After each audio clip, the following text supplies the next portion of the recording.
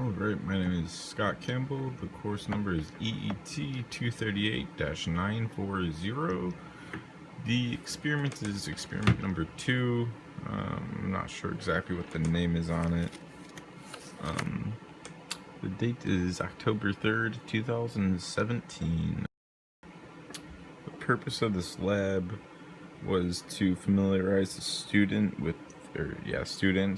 the different logic gates, those being the not, and, or, nor, NAND, exclusive nor, or exclusive or, and exclusive nor.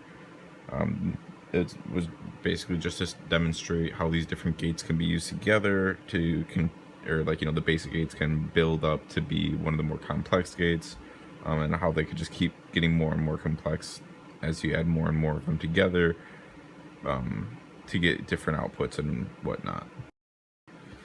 So for the circuit construction, this was basically made up of just a bunch of LEDs and integrated chips. I'm just going to kind of briefly go over all of these. I'm not going to bother showing each individual connection because that would take a very long time. For some of these circuits, I did use pull down or pull up resistors to help eliminate some of the excess current, or to add a little bit more current to the LEDs when necessary. So this is the first circuit that we built here. I'm not sure exactly which gate it is, but it's the one using the AND and the OR gates.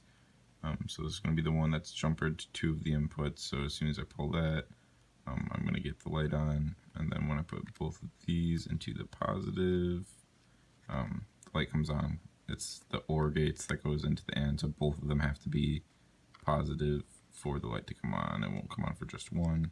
And then again for this one, because it's the input for both ORs, it comes on. And for the second one, we made an AND gate using NOR gates only.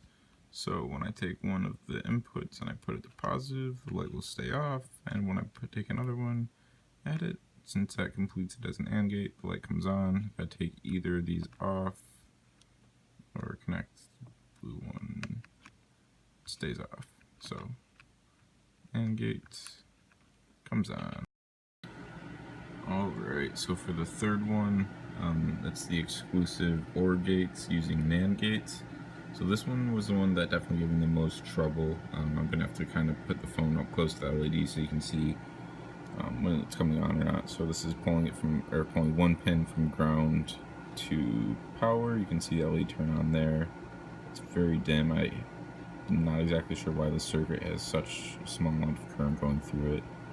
So that's the one pin switch between ground and positive, and this is going to be the next one from ground to positive, and you have to ground it back out for the LED to turn off.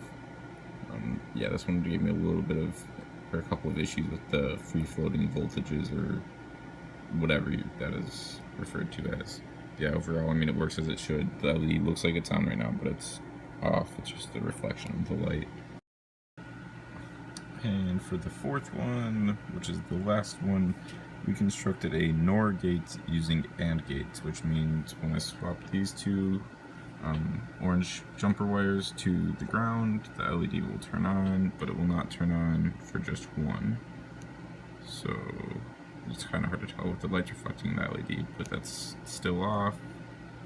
And then, bam, turns on right there.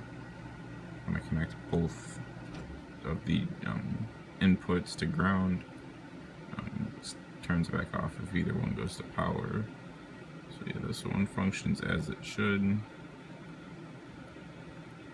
This one wasn't as bad as the number 3. That one was a real big pain in the butt. In conclusion, overall, I thought this was a cool lab.